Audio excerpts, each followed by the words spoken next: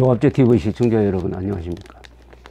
지금 문재인 정부가 촛불혁명이라는 이름으로 하고 있는 이 정책의 목적이 대한민국의 발전과 개인의 자유와 인권을 보장해왔던 6개 기둥을 무너뜨리는 것이 아니냐 하는 의심이 든다라고 제가 정리를 합니다. 대한민국의 민족사적 정통성을 부정하고 반공을 범죄시하고 자유를 제약하고 특히 언론 자유를 MBC, KBS의 예에서 보듯이 근본적으로 제약하고 민주주의 원칙인 국민주권론을 부정하고 특정한 집단한테 특혜를 준다 이거죠. 법치, 공정한 법 집행을 하지 않고 한미동맹 중심의 자유진영 노선에서 친중, 친대륙의 전제주의 또는 전체주의 노선으로 회귀하려고 하는 이 성공을 보장한 6개의 기둥을 지금 흔들거나 무너뜨리고 있다. 민족사적 정통성, 반공, 자유, 민주, 법치, 한미동맹. 그런 틀로서 이 신문을 보시면은 거의 매일 그 6개 중에 몇 개가 이 촛불혁명 정권에 의해서 도전을 받고 공격을 받고 있다는 것을 알 것입니다. 박성춘 전 보훈처장은 이명박 정부 때 임명이 되어서 박근혜 정부 때까지 6년에 걸쳐서 그 자리에 있었습니다. 이분은 육군 중장 출신입니다. 정보본부장하고 국방부 정보본부장하고 있을 때 NLL에서 북한 선박이 남쪽으로 내려오고 거기에 대해서 대응하는 과정에서 아주 단호하게 대응을 하니까 노무현 정부가 다른 트집을 잡아가지고 당시에 조영길 국방부 장관과 함께 밀어냈던 사람입니다. 아주 남자답게 생겨서 있고 건장하고 스포츠맨이기도 하고 그야말로 반공, 자유, 애국 투사죠. 이분이 보훈처장이 되어서 보훈처를 잘 이끌었습니다. 보훈처의 본래의 취지, 즉 나라를 지키기 위해서 돌아가신 분들을 현창하고 또 유엔군으로 참전해가지고 희생된 분들을 기억하고 또 국가 정체성을 수호하고 하는 일에 제일 잘한 보훈처장으로 기록될 겁니다. 그러니까 정권을 넘어서 6년이나 재임했습니다. 이분이 박근혜 대통령하고 특별히 가까운 사이도 아닙니다. 쟁점이 된 것은 5.18 기념식에서 임을 위한 행진곡을 합창할 거냐 재창할 거냐의 문제였습니다. 임을 위한 행진곡을 분석을 해보면 그 내용이라든지 그걸 만든 사람들의 사상적 백그라운드라든지 이런 걸 종합하면 이것은 국가 행사에서 불러서는 안 될 노래입니다. 그런데 정부가 양보해가지고 부르고 싶은 사람 부르고 부르기 싫은 사람은 막 입을 닫고 가만히 있어도 좋다 해가지고 합창을 선택한 겁니다. 이것도 양보한 거죠 사실은. 그런데 좌파 세력 야권에서는 재창을 하라고 했습니다. 재창은 의무적으로 다 불러라는 뜻입니다. 이 노래에 불만이 많은 사람도 불러라는 겁니다. 이것은 양심의 자유에 대한 양심의 자유를 훼손하는 겁니다. 그래서 그것을 거부했던 것입니다. 박 전 처장이 결코 임을 위한 행진곡 부르지 말라고 한 적 없습니다. 각자 양심에 따라서 알아서 하라. 이게 눈에 가시가 돼가지고 문재인 정부가 들어서고 나서 재창을 했습니다.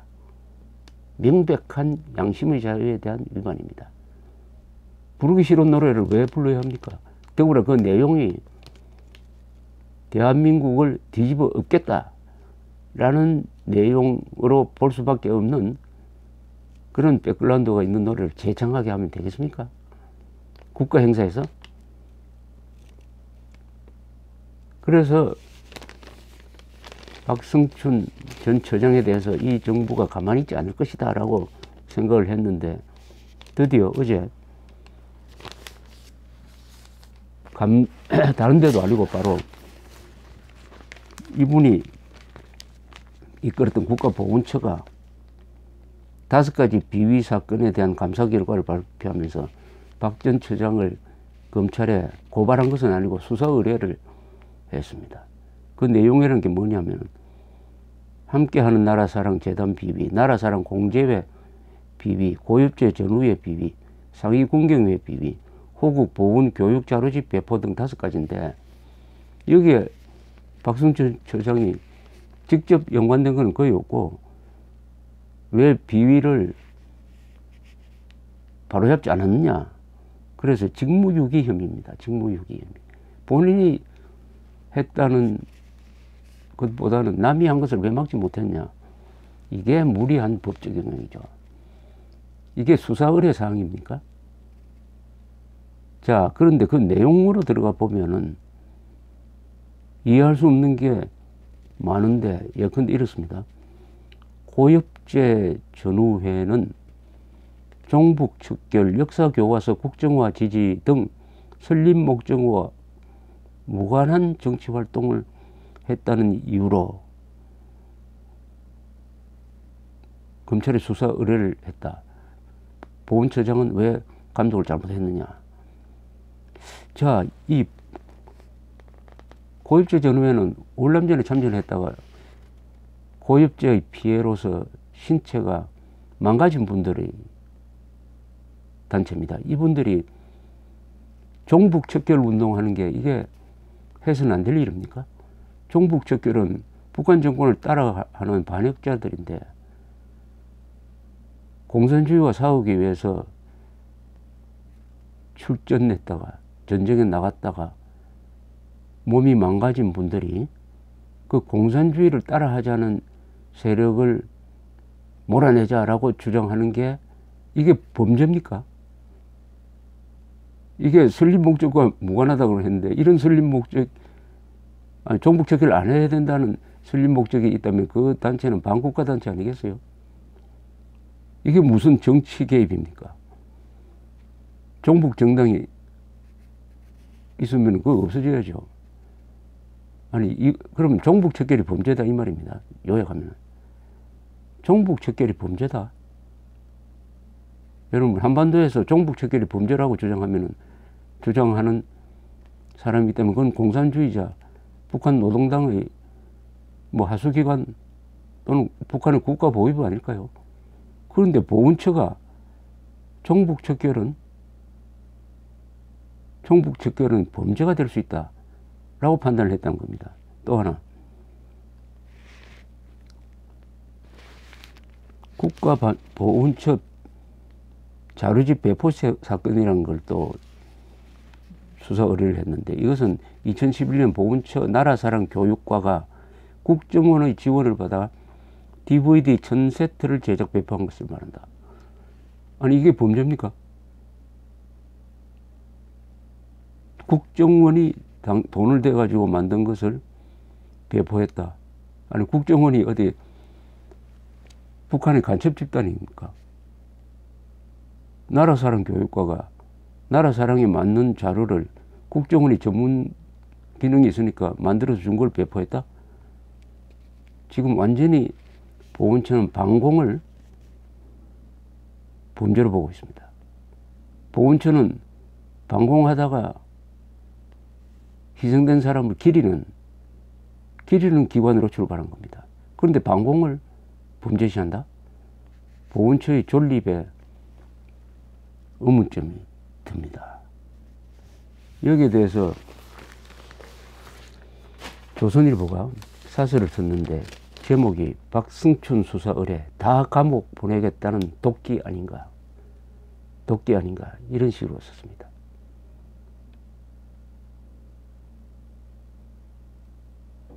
박 전 처장은 5.18 기념식에서 임을 위한 행진곡 재창을 반대해 현 여권과 수차례 갈등을 빚었던 사람이다.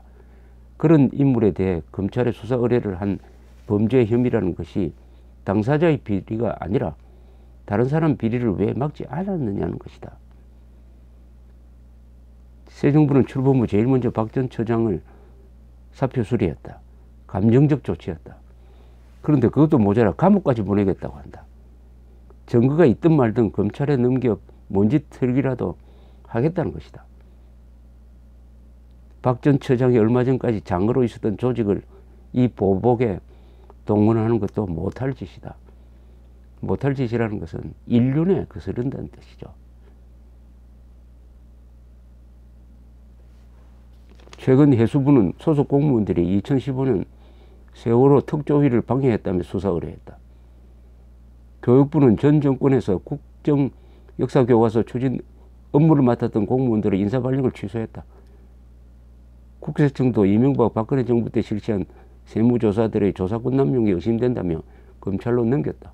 이렇게 되면 검찰이 이거 하수 처리장 역할을 해야 됩니다. 모든 문제를 검찰로 넘기면 검찰이 어떻게 합니까? 검찰도 참 안 됐습니다. 그런데 한편 말이죠. 폭력 시위로 2년간 수배를 받던 김명주 전 민노총 사무총장 등이 이틀째 민주당 당대표실을 청구했다. 한상균 전 위원장은 징역이 3년이 확정됐다. 한상균 석방하는 것 무리한 요구죠. 명백한 범죄자들이 대표실을 불법 점거하는데도 민주당과 경찰은 법을 집행할 생각을 하지 않는다. 반대편 사람들을 어떻게든 감옥에 보내려고 동원하는 법은 자기 편을 감쌀 때는 그 법이 사라진다. 법이 아니라 폭력이다. 이 결론은 무시무시한 결론입니다. 문재인 정권이 집행하는 법은 법이 아니라 폭력이다. 왜냐하면 공평하지 않으므로. 법이 공평성을 상실하면 그건 폭력입니다. 자기 편은 감싸는 방패가 되고 다른 편은 법을 어기지 않았더라도 찔러 죽이는 흉기가 되는 거죠. 이런 법은 그 자체로서 폭력입니다. 그렇다면 문재인 촛불혁명 정권은 대한민국의 성공조건, 대한민국의 정통성과 정체성을 이루는 이 가치를 또 그 가치를 수호하려고 했던 사람들을 폭력적 법으로서 법을 폭력수단으로 이용해가지고 제거하려고 하는 것이 아니냐 하는 자연스러운 어떤 추론에 도달하게 되는 것입니다. 대한민국은 심각한 정체성 위기에 빠져들고 있습니다. 감사합니다.